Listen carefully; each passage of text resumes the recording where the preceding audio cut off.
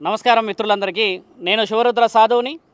గతంలో చాలా విషయ వివరణలో ధర్మరక్షణకై తిరుగుతూ నిన్న మొన్నటి ఎల్లూరి శ్రీనివాస్ వరకు వచ్చిన విషయంలో తాళిగడుతూ ఇదే సనాతన ధర్మం అని చెప్పి మేము పార్వతీ పరమేశ్వరులు అని చెప్పి తిరుగుతూ ఒక ధర్మాన్ని తప్పుదోవ పట్టించే కార్యక్రమంలో నాకు 3 రోజుల నుంచి పెద్ద ఎత్తున చాలామంది ఫోన్లు చేసి అడుగుతూ ఉన్నారు. సనాతన ధర్మ కార్యక్రమంలో ఆడపిల్లల్ని కాపాడాల్సిన బాధ్యత సాధు సంతులకు ఉంటే ఆడపిల్లలని కళ్యాణాన్ని చేసుకొని ఆ తల్లిదండ్రులకు సంబంధించిన ఈ క్షోభ ఎంతవరకు న్యాయం? ఒక శివరుద్ర సాధువే ఈరోజు బయటికి వచ్చి మాట్లాడడం చేత చాలామంది బయటకు వస్తున్నారు. ఆడపిల్లల కుటుంబాలని కాపాడాలి స్వామి అని చెప్పి చాలామంది చెప్పడం చేత నేను మండే రోజు అంటే ఈరోజు సోమవారం రోజు కూడా విషయ వివరణలో జాగ్రత్తగా పడి ఎల్లూరి శ్రీనివాస్ యొక్క విషయాలు కూడా చెప్పడం జరిగింది. గతంలో ఆయన చేసిన ఒక ఉత్తమమైన పని జనవరి 1 రోజు ఇంకో అమ్మాయికి కూడా తాళి కట్టడం, ఆ అమ్మాయిని మానసికంగా వేధించడం, శారీరకంగా వేధించడం. ఆ అమ్మాయి ఈరోజు ఒంటరిదైపోయి దిక్కుచోతని పరిస్థితుల్లో ఉన్న ఆ పరిస్థితిని నేను నిన్న మొన్నటి నుంచి ఎంతో వివరంగా మాట్లాడడం జరిగింది.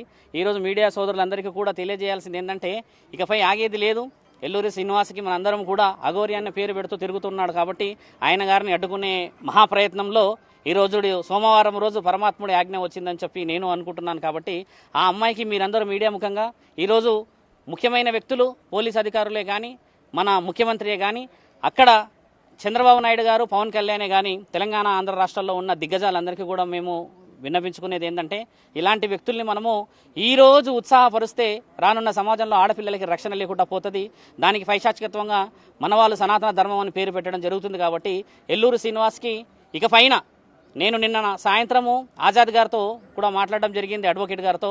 ఆయన గారు కూడా పెద్ద ఎత్తున ముందుకు వెళ్దాం రుద్ర గారు, ఆయన గారు చేసిన అన్యాయాన్ని మనము ఖచ్చితంగా అందరికీ తెలియజేయాలని చెప్పారు. కాబట్టి ఈరోజు నాతో పాటు కూడా మాధురి ఈ అమ్మగారు వచ్చారు ధర్మ ప్రయత్నంలో.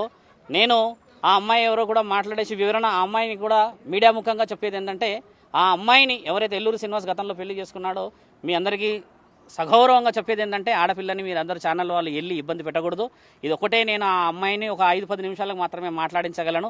ఎందుకంటే ధర్మ ప్రయత్నంలో నేను ఆడపిల్లల కోసం ఎక్కువ శాతంగా ప్రయత్నం చేస్తూ పోరాడుతూ ఉంటాను. కాబట్టి ఒకసారి నిజాల నిర్ధారణ చేసిన తర్వాత మిగతాదంతా కూడా మనము ప్రేక్షకుల ద్వారా ఎక్కడెక్కడ మనకి మన వాళ్ళు భక్తులందరూ ముందుకు వస్తారో అక్కడ ధర్మాన్ని కాపాడే విధంగా వెళ్లాల్సిందని కోరుతున్నాము. అమ్మాయితో కూడా మాట్లాడాలి. ఆ విషయాలు మీకు కూడా తెలియజేస్తాను నేను. ఇప్పుడు మాధురి గారు కూడా వారి యొక్క వివరణలో సనాతన ధర్మం గురించి అని 2-3 రోజుల నుంచి పోరాడుతూ ఈ రోజు మనందరం కలవాలి గురూజీ అని చెప్పి ఆ అమ్మాయి గురించి గలమెత్తినందుకు ప్రత్యేకంగా కృతజ్ఞతలు. ఒకసారి మీ విషయాలు కూడా చెప్పండి తల్లి. అసలు ఏమి ఆలోచనలో ఉన్నాం, మనము ఏం చేయాలనుకుంటున్నాం, మనం ఎలా వెళ్ళాలనుకుంటున్నాము?